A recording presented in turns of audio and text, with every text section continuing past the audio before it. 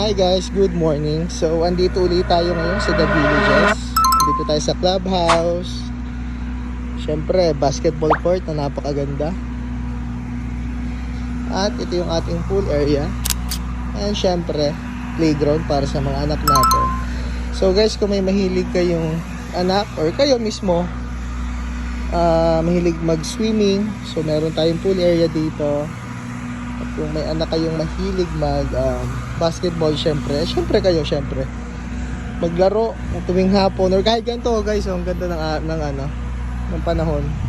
Pwede kayong mag-shooting dito or maglaro. Pwede rin kayong mag-invite. Ayan. So ito yung playground natin. And again guys, na-post ko na to before.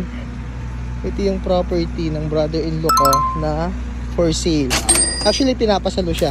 Ito yun. Imagine guys, basketball court, pool area, clubhouse, playground. Ito lang siya oh. Diba? Kung mahilig ka mag-swimming or yung anak mo, ito lang, tatawid ka lang ng kalsada, ito na oh. So, yung current value niya, as of today, 6.5 million something. Okay? Pero binebenta siya ng brother-in-law ko ng 5.5, negotiable and open for terms. So pwedeng pag-usapan nyo na lang guys kung paano. Okay? So idedire ko sa kayo pagka interesado kayo. Kung interesado kayo, i-PM nyo ako, i-message nyo ako or tawagan nyo ako. And anyway guys, before namin to i-turn over, aayusin namin yan, even yung paint, kasi may makikita kayong faded na paint. Since hindi ito natirahan, hindi masyado naalagaan, kasi never ito natirahan guys, as in brand new to. So yan, pinapasalo natin. Pakita ko lang din sa inyo yung likodan ng bahay. So ito siya guys. Yan, itong likod na to, pwede siyang gawing parking space. Like yun oh.